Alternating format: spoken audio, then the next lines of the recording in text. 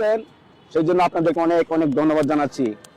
আমি এখন যে সমস্যাটা আপনাদের সামনে নিয়ে আসছি সেটা হচ্ছে বাংলাদেশের একটা যানজট হয়ে গেছে। এই যানজটের জন্য কোনো মানুষ ঠিক মতন টাইম মতন কাজে যেতে পারে না। বাংলাদেশের যত বড় সমস্যা সেটা হচ্ছে যানজট। এই যানজট মুক্ত করার জন্য আমি 1 মাসের ক্ষমতা চাই। যদি বাংলাদেশ সরকার আমাকে 1 মাসের ক্ষমতা দেয় তাহলে আমি জাদুর মতন আমি যানজট মুক্ত করবো ইনশাআল্লাহ। এই পর্যন্ত যত মানুষই আসুক, আর্মি বাইরে আসছে, পুলিশ বাইরে আসছে, হ্যাঁ, ট্রাফিক সার্জন চেষ্টা করছে এবং ছাত্র বাইরে মধ্যে চেষ্টা করছে, কেউ যানজট মুক্ত করতে পারে নাই। কিন্তু আমি বাবুল ইসলাম রুমান, রাস্তার হিরো, আমি বলে দিতে চাই, আমাকে যদি 1 মাসের ক্ষমতা দেওয়া হয়, আমি 1 মাসের ভিতরে পুরো ঢাকা শহরে যানজট মুক্ত করবো ইনশাআল্লাহ। আজকে দেখেন বাংলাদেশের প্রধানমন্ত্রী জনাব তারেক রহমান স্যার, উনি টাইম মতন অফিসে যায়, কিন্তু ওনার এমপি মন্ত্রীরা টাইম মতন কি যাইতে পারে? কারণ যানজটের জন্য যাইতে পারে না। সময়ের অনেক মূল্য, বাংলাদেশের সময়ের অনেক মূল্য। তাই আমি চাচ্ছি যদি তারেক স্যার আমাকে আমার 1 নাম্বার যে কাজ হচ্ছে, যদি আমাকে 1 মাসে ক্ষমতা দেয় তাহলে আমি এই যানজট মুক্ত করবো ইনশাআল্লাহ।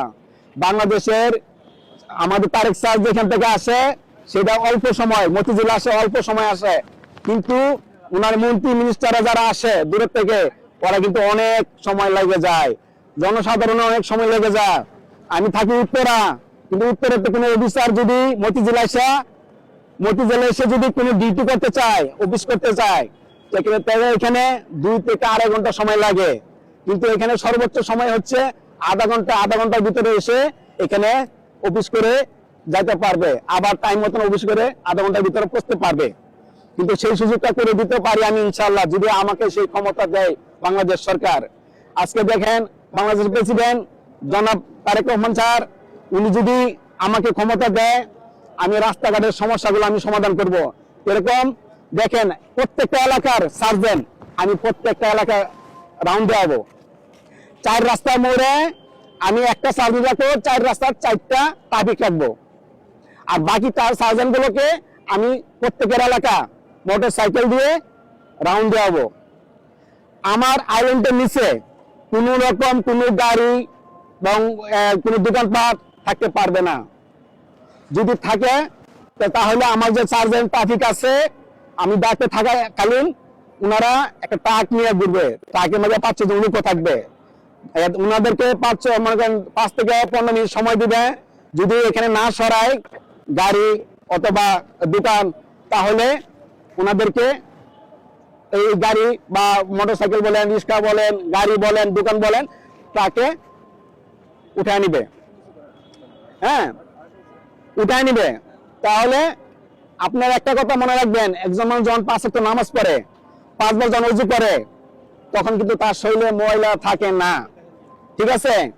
ঠিক তেমনি আমি সার্জেন্ট ট্রাফিক দিয়ে আমি রাউন্ড দেওয়াবো, যাতে রাস্তাঘাটে কোনো গাড়ি থামাইতে পারবে না, থামায় রেখে কেউ কোথাও মার্কেট যেতে পারবে না, দোকানে যেতে পারবে না, যাতে এখানে ক্লিয়ার থাকে, রাস্তাটা ক্লিয়ার থাকে। আমার আইল্যান্ডের নিচে সম্ভাবনা ক্লিয়ার দিতে হবে, ডাইরেক্ট কথা। এবং সার্জেনের কাজ হচ্ছে, একজন সার্জেন্ট থাকবে 4 রাস্তার মুখে, হ্যাঁ, আর 4 রাস্তা 4টা ট্রাফিক থাকবে, যাতে কেউ যদি সিগন্যালগুলো আমি ঠিক করবো, এই সিগন্যালগুলো যদি কেউ অমান্য করে, এই সিগন্যালের অমান্যের কারণে তাকে মামলা দেওয়া হবে।